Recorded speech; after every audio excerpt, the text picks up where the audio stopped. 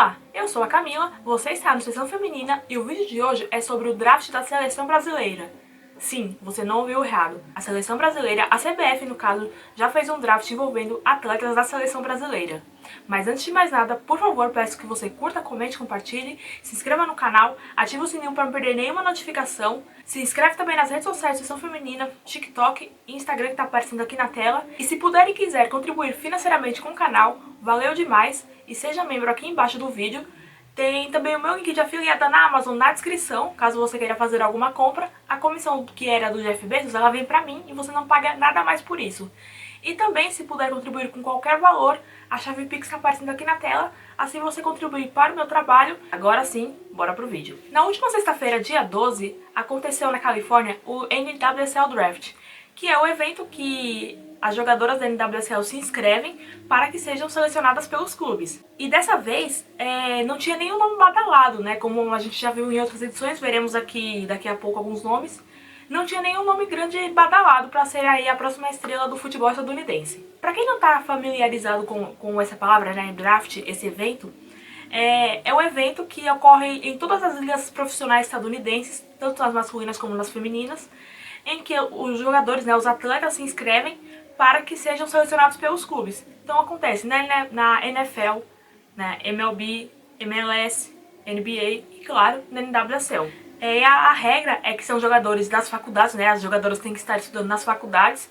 E mais recentemente, jogadoras do ensino médio também podem se inscrever, desde que tenham aí 18 anos. E uma coisa interessante que não tivemos muito esse ano foi que não tivemos nenhum nome badalado para ser a primeira escolha geral, né? Quem vai ser escolhido em primeiro lugar, porque não tinha nenhum nome interessante. Em anos anteriores, esses nomes que eu vou citar agora foram de jogadoras selecionadas pelo primeiro lugar e se tornaram grandes nomes da seleção estadunidense, ganhando o título de Copa do Mundo, inclusive.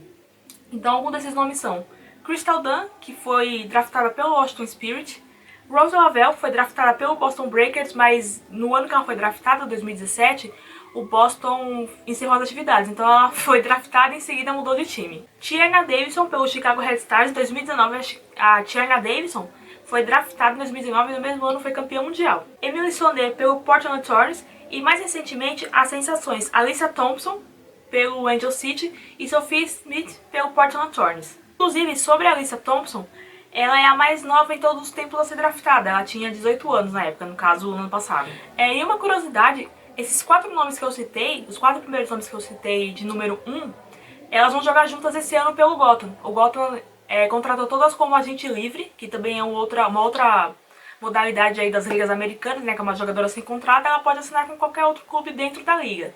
Então a Davidson, a Dunn, a Lavelle e a Sonnet vão jogar juntas esse ano pelo Gotham, as 4 campeãs mundiais e as 4 draftadas em primeiro lugar em anos anteriores do draft. E não só estadunidenses podem participar do draft, qualquer aluna universitária, ou como eu disse em anos mais recentes, alunas do ensino médio, podem sim se inscrever. Só que a chance de ser selecionada é bem mais difícil, mas já tivemos aí alguns casos conhecidos, como a Rachel Daly, que foi draftada pelo Houston Dash, e a Rafaele, zagueira brasileira, que também foi draftada pelo Houston Dash, mas em edições diferentes.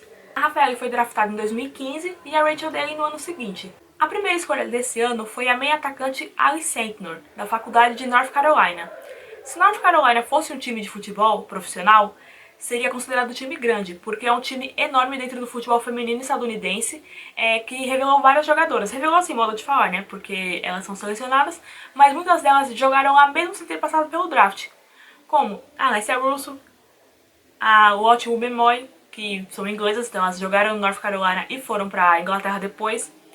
A Emily Fox, que também está no Arsenal atualmente, mas ela foi draftada pelo Racing Louisville em primeiro lugar, por sinal.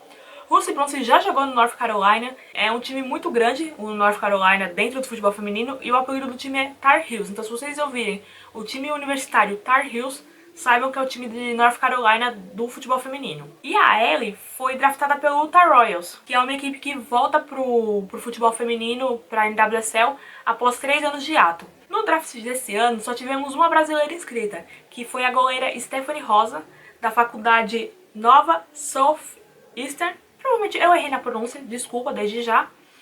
Ela não foi selecionada, infelizmente, e uma curiosidade sobre ela é que ela é irmã gêmea da zagueira Andressa, que em 2024 vai jogar pela Ferroviária. Bom, agora com essa introdução feita, Vamos falar do draft da seleção brasileira, que aconteceu não uma, mas duas vezes, em 2015 e em 2016. Sim, aconteceram duas edições de draft e na minha cabeça eu achava que só tinha sido uma edição em 2016, mas foram duas. Inclusive tem matérias aqui na descrição do draft de 2015, o draft de 2016 e todas as draftadas da NWSL em primeiro lugar até o ano passado, que foi a Alyssa Thompson. Tá aqui na descrição, é só você conferir depois de assistir o vídeo. Mas antes de falarmos do draft, eu tenho que te explicar que entre 2015 e 2016 houve a Seleção Brasileira Permanente, que nada mais era que um grupo de atletas escolhida pelo finado técnico Vadão a treinar como se fosse num clube. Era o clube da CBF, os salários eram pagos pela CBF, treinamentos dados pelo Vadão na Granja Comari, da CBF, e elas treinavam ali, para poder dar entrosamento, né? O objetivo era dar entrosamento ao time visando a Copa do Mundo de 2015 no Canadá, o Pan-Americano do mesmo ano em Santiago e as Olimpíadas do Rio no ano seguinte. E é claro que as jogadoras que estavam no exterior, sempre que tinham convocações, eram chamadas. Então a Marta não ficou de fora nesse meio tempo, que ela estava na Suécia, e então ela não ficou de fora nenhuma convocação. Mas essas jogadoras, elas ficavam treinando, a pessoa treinando na CBF, treinando, e isso aí meio que causou mal, mas falarei mais adiante. Como eu falei, a seleção permanente entrou em ação no começo de 2015, né? Ela foi feita no final de 2014, no começo de 2015 começou as atividades, mas havia o Campeonato Brasileiro em andamento. Já tinha o Campeonato Brasileiro Feminino, que começou em 2013, então já era ali a terceira e quarta edições do Campeonato Brasileiro. Por que essas jogadoras não estavam nos times brasileiros para a temporada toda? É um mistério. Mas existia a Seleção Brasileira Permanente e, simultâneo, o Campeonato Brasileiro Feminino, que tinha regras diferentes das de hoje. Mas, já no começo de 2015, foi realizada a primeira edição do draft. Só que as jogadoras só entrariam pelos clubes no segundo semestre, ou seja, na segunda fase. No caso, nos campeonatos brasileiros da época, dali 2015 e 2016. Era uma primeira fase com 4 grupos, envolvendo 4 times cada, uma segunda fase de 2 grupos com 4 times cada, semifinal e final. Na edição de 2015, foram 20 atletas participantes. Já no ano seguinte, o número caiu para 14. E o que chama atenção é que alguns desses nomes já eram consagrados. Por exemplo, a Formiga participou das 2 edições do draft, Gabi Zanotti participou do draft, Lele participou do draft, Andressinha. Inclusive, a Formiga foi draftada em 2015 pelo São José e no ano seguinte pelo São Francisco do Conde, da Bahia. Gabi Zanotti, um ídolo do Corinthians, foi draftada em 2015 pelo Santos. Sim, Gabi Zanotti já jogou num rival do Corinthians. E a Lele foi draftada no ano seguinte pelo Corinthians Audax. Eu não sabia disso. Pra mim que a Lele já era uma atleta do Audax antes da fusão com o Corinthians. Da fusão não, né? Da parceria com o Corinthians. Mas ela foi draftada pelo Corinthians Audax, né? Vamos lembrar que na época era Corinthians Audax. E eu não sabia disso. Assim, nas minhas pesquisas, eu fiquei surpresa com isso, cara. Um ídolo do Corinthians que veio através de um draft. E os drafts eram feitos através de sorteios, era uma coisa bem simples, era sorteio. E como eu falei, né, o Brasileirão era feito diferentemente, 2 fases. A primeira fase, 4 grupos com 4 times, segunda fase, 2 grupos com 4 times, semifinal e final.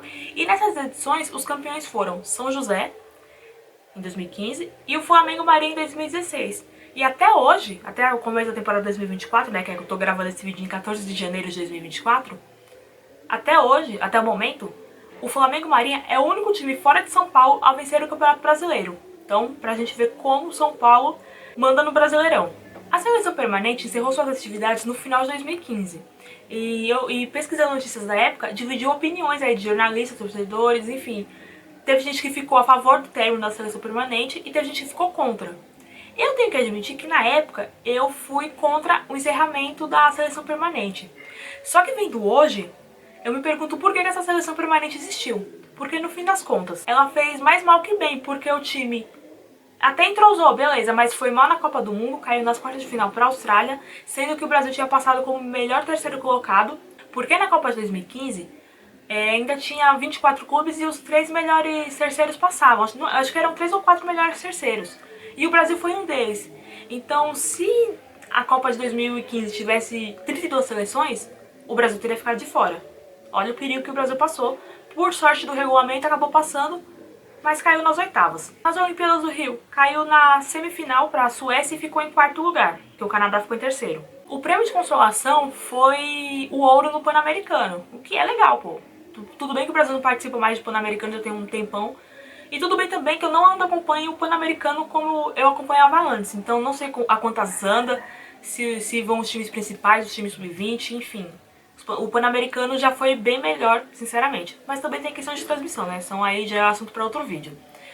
E agora a minha opinião de hoje é que se eu pudesse voltar no tempo, nem existiria a seleção permanente. Porque quem tem que dar treinamento diário são os clubes, não a CBF. Quem tem que pagar o salário são os clubes, não a CBF. A CBF ela tem que convocar ali e mandar jogadores representarem o país nas competições internacionais. E uma coisa também, que essas jogadoras, muitas delas da seleção permanente, elas ainda estão em atividade e muitas delas ainda estavam nessa última Copa do Mundo. E a mentalidade delas, com todo respeito isso, pelo amor de Deus, não levem como hate, não estou falando mal, mas é um fato, que a mentalidade delas já está ultrapassada em relação ao que a gente espera hoje da seleção brasileira. Elas jogaram contra a França e a Jamaica de fralda cheia. Algumas delas, tá, gente? Tô falando da seleção permanente, não de todas as jogadoras da seleção. Mas teve uma galera que jogou de fralda cheia contra a Jamaica. E com todo respeito à seleção jamaicana também, que tem ótimas jogadoras. Bunny Shaw, que todo mundo já sabe que eu amo de paixão, que joga muito. Mas o Brasil não pode entrar de fralda cheia contra a Jamaica. Com todo respeito à seleção jamaicana. O Brasil, contra a França, tinha a vantagem do empate. E o Brasil perdeu. Tudo bem, a seleção francesa é melhor que a brasileira se a gente pegar do 11 a 11. Mas a seleção brasileira não podia ter entrado com a atitude que entrou contra a França e depois contra a Jamaica. Essas jogadoras que estão na seleção atual e que passaram pela permanente, elas são profissionais, isso não tem nenhuma dúvida, só que a mentalidade delas tá um pouco passada. Elas deveriam, sinceramente, assim, do fundo do meu coração, elas deveriam dar lugar para outras jogadoras. Como eu já falei nas minhas redes sociais, depois do vexame de 2023, o Brasil não deveria convocar mais quem tem mais de 2 Copas no currículo. No máximo, assim, tem 2 Copas, 2019 e 2023, beleza, pode continuar. Não tem mais? Tchau, obrigado. Sinceramente. Porque o Brasil passou vexame em 2023. E isso não é de 2023 já, não é culpa da Pia. Claro, Pia teve sua parcela de culpa, assim como as atletas tiveram sua parcela de culpa e não foram cobradas igual a Pia foi. A Pia foi cobrada até por coisa demais. A Pia foi cobrada assim, não fala português. Sendo que ela aprendeu português, ela só não fala português nas entrevistas. As jogadoras não tiveram, assim, nem um pingo de cobrança do que em relação à Pia, do que em relação a outras edições, sabe? Então eu penso que o mal que a seleção permanente fez, claro, não era a intenção da seleção permanente fazer mal para o futebol feminino brasileiro. Mas ela atrapalhou bastante o desenvolvimento. Ela tentou ajudar com as melhores intenções, mas ela deu errado no propósito a que se serviu, que era entrosamento da seleção brasileira na Copa do Mundo e Olimpíadas, e vem fazendo mal até hoje com essas jogadoras que permanecem com essa mentalidade de seleção permanente na seleção atual. Então, a minha opinião de hoje, a Camila de hoje, se pudesse, eu voltaria no tempo e falaria assim, não faz seleção permanente, não faz, deixa isso aí, esquece. Coloca as jogadoras ali, fala para os empresários colocarem elas nos clubes e deixa elas jogarem o Campeonato Brasileiro apenas, e Copa do Brasil, porque na época ainda tinha Copa do Brasil. Bom, gente, esse foi o vídeo de hoje sobre o draft da seleção brasileira e a seleção brasileira permanente. Se você gostou desse conteúdo, curte, comenta, compartilha, se inscreve no canal, ativa o sininho para não perder nenhuma notificação, se inscreve nas redes sociais da Seleção Feminina que tá aqui, TikTok e Instagram, TikTok bombando com a galera me perguntando das minhas camisas, você pode ir lá e deixar sua pergunta no comentário, que independente da camisa eu respondo em vídeo, e também tem as formas de colaboração financeira, se você puder e quiser contribuir com o canal, com o trabalho aqui do Seleção Feminina, seja membro, valeu demais. Aqui embaixo do vídeo tem o meu link de afiliada na Amazon, caso você queira comprar algum produto. A comissão vem pra mim e você não paga nada mais por usar o meu link. E também a chave Pix para você mandar qualquer valor para poder contribuir com o canal, beleza? Muito obrigada, espero que vocês tenham gostado e até o próximo vídeo. Valeu!